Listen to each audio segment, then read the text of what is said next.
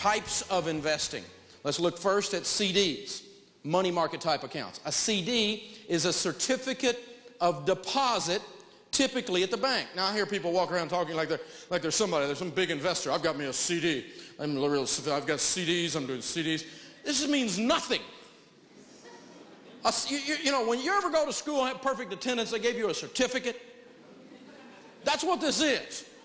It's a certificate that says you have a deposit. Whoopee. Okay? You have a savings account with a frameable certificate. That's it. That's all a certificate of deposit is. Now, that's not what a real one looks like. A real one would look more like a piece of paper from a bank, right?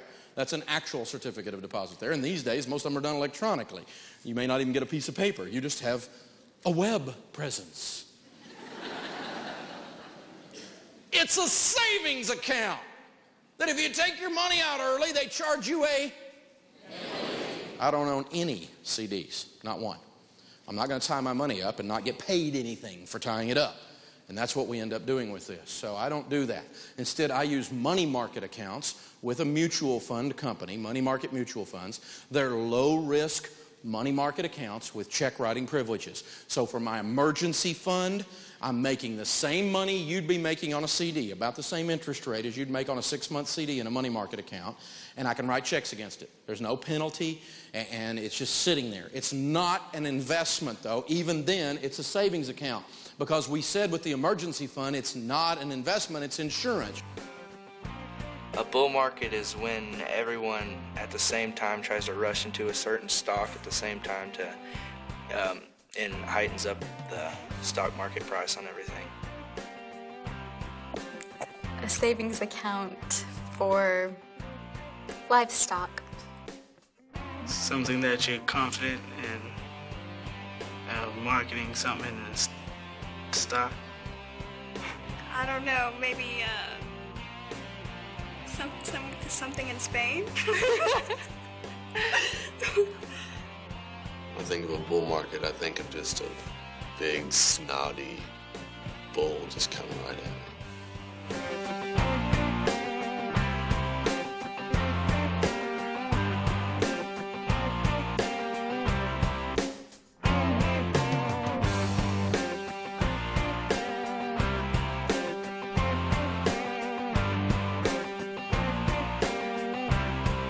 Single stocks. Single stock investing carries an extremely high degree of risk. I do not own a single stock. If you're a single stock nut, or you just think your company is the best company since sliced bread and you want to buy some single stocks, you've just got to have some single stocks. You think they're the greatest thing out there, and you and your golfing buddy have got this figured out, and you just got to do it. Well, no more than 10% of your nest egg. So if you have $300,000 in your 401k, you should never have more than $30,000 tied up in single stocks. And I got to tell you one more time, I know a lot about this. I've spent my life studying it. I have zero money in single stocks. I don't think it's fun. It's too risky. And you jump in and out, and there's all kinds of studies that say that the average person buying and selling stocks through their broker over a period of years averages about 7%. You and your golfing buddy do not have this thing figured out. And so it's a bad idea. Mark Twain, he said it this way. He said, October, this is one of the peculiarly dangerous months to speculate in stocks. The others are July, January, September, April, November, May, March, June, December, August, and February. This is how it works. Now, when you buy a stock, we do need to understand how this works. You are actually buying a piece of ownership in the company. You're buying a piece of ownership in the company. Let's do this way for just a second. I'm going to open a company, and I'll tell you what, let's you and I open a company. What's your first name, sir? Dwayne. It's good to meet you. Thank you, sir. Dwayne and I, as an example, are going to open a printing company. We're going to go in the printing business together. Okay, Dwayne knows a lot about printing. I don't know anything about it in our example. Are you in the printing business? Good. Okay, this is an example, all right? And so he's going to come to me. I'm going to put up a little money, and he's going to go in and do the work and get the accounts and get, learn about the paper and the ink and that kind of stuff. And so we decide we're going to form a corporation, and we're going to own it half and half, and we're going to issue 100 shares of stock, a share of stock. And he's going to have 50 shares of stock, and I'm going to have 50 shares of stock. So we're 50-50 owners in this company. A share of stock represents a piece of ownership in that company. Dwayne and Dave's, the D&D print shop, right? Okay?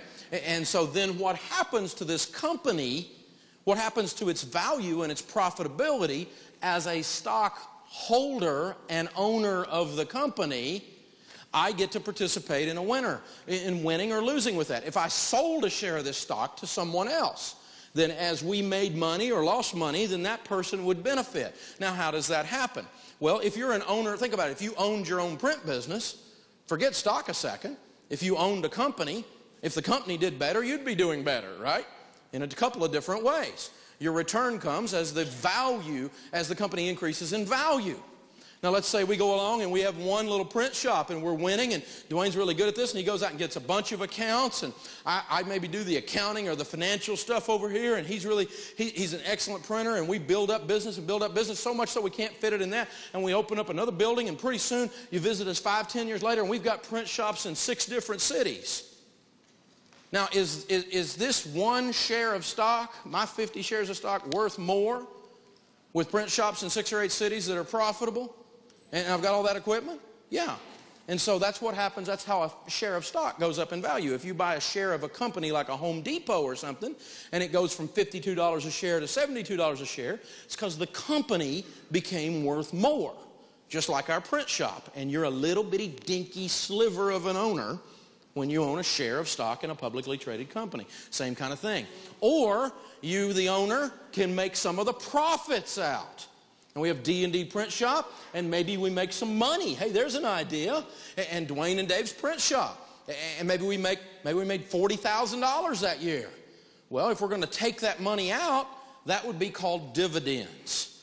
And so if you own a share of a publicly traded company and they make a profit, they may choose to issue dividends. And so you may get a check that's your little sliver of the profits for that year of that company. That's what stock ownership is. So you make money as the value of the company goes up, or as it makes profits and pays out dividends. Some companies are big dividend-paying companies. My grandfather, for instance, when he was alive, worked many, many years, 38 years at Alcoa Aluminum. And when my grandmother was alive, after my grandfather passed away, she knew which Tuesday of the month or which day of the month the dividend check was coming. He had some Alcoa stock, and they were making a profit, and she could go to the mailbox and there'd be a check. She didn't even really know what it was. She just knew dividends meant money. She didn't understand exactly how it all worked, but she cashed those checks, I'll tell you that.